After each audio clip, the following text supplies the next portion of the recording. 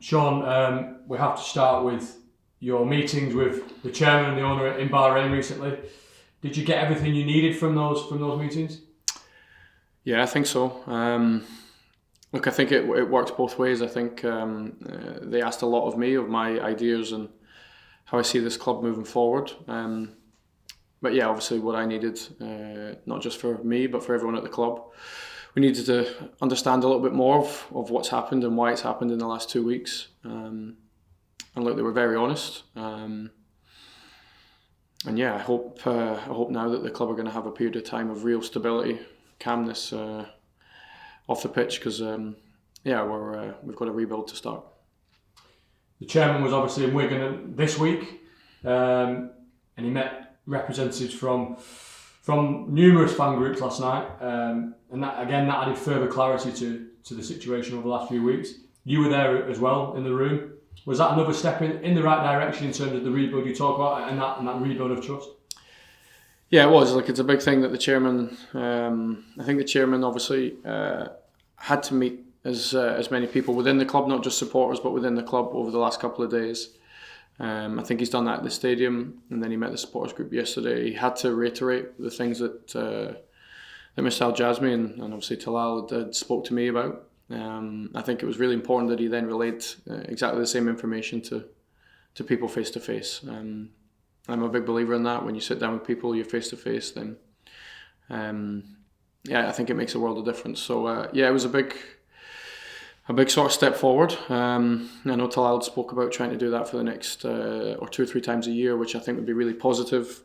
Real sort of engage the fans in how this club's run and the sort of vision of it moving forward.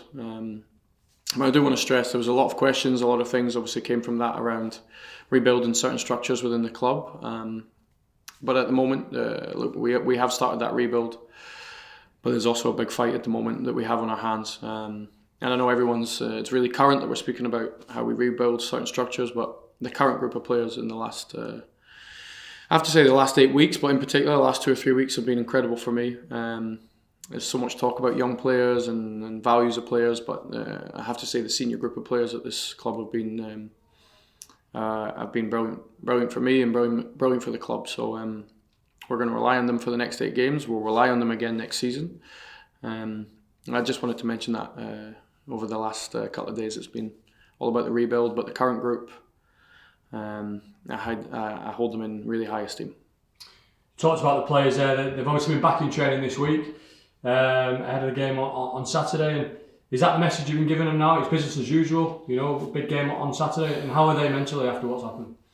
Yeah, I think at the start of the week, look, we have players away, international, which I'm really proud of that we have. I think it was 7 players, maybe 6 with Omar pulling out.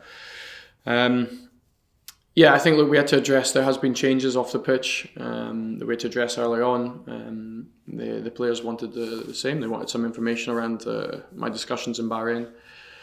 I gave them that pretty early in the week, and then it was very much now also reminding them, going through things against Watford. That second half was as good as any half that we've had since we've been here in the last 8 or 9 weeks. That's been slightly forgotten about as well. Which is fair, I think, with the news that we've had. And now the last yesterday and obviously preparing today. And it's all on QPR. We've got a massive game coming this weekend, and thankfully now the focus has to be on football, and long may that continue. Talked about QPR. They've not been in the greatest form themselves. What are you expecting from QPR on Saturday afternoon? Yeah, they've got really good attacking players, really experienced, really physical players, but they can also do both. They can get it in your box very, very quickly. But they've also got really good talented players, particularly in that sort of number 8 position. So we're going to have to be at our very best offensively, which I think we have been at times. We still have to get better. And then it's the same in possession. You saw at times second half Watford, we were very, very good, but we have to be clinical in that final third if we're going to put the dominance into wins. And I've been working on it this week, and I think that's something that we will have to continue to work on in the coming weeks and months, because that's an area that we have to improve in greatly. In terms of your squad, we saw Jordan Cousins back on the grass this week.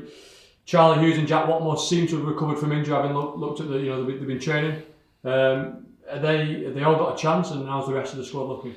Yeah, I think Charlie Hughes at the moment looks fine. It was an ankle knock, so I think that looks okay. I think with Jack Watmore, Jordan Cousins, whenever it's a muscle injury, we have to be a bit more cautious. So, yeah, I'm not sure they'll make it for this weekend in terms of getting them close. Probably Jack hasn't been out as long as Jordan, so yeah, I think those two will probably be more conditioning the next few days. But as always, I'll leave that to the last moment to decide. We also have to see how the international players come back. Yeah, because that's always an unknown until you actually get them in the building. One of those players you talk about who has been on international duty is James McLean, who will be back with us this week. He's honestly and openly come out this week and admitted he has been diagnosed with autism. How proud are you as manager of James to come out and say that with so much courage? Yeah, I'm extremely proud to be his manager, as I am with a lot of our players for what they've given us, me and my staff, in the last 8 or 9 weeks. I've read a little bit about that journey with his daughter and that path he's gone down. So it's a really individual and emotional sort of post that he did. So yeah, I've known James a long time, incredible teammate, and now being his manager, the feelings are exactly the same. I think for him and his family, for him to get to 98 caps, they should be incredibly proud, and I really do hope that we can help him get there to 100. And I see James as a part of this club for a period of time. I really hope that he gets those 100 as a Wigan player. Finally, you touched on it earlier, big game Saturday and 8 games of the season remaining, and all focus must be on those 8 games now.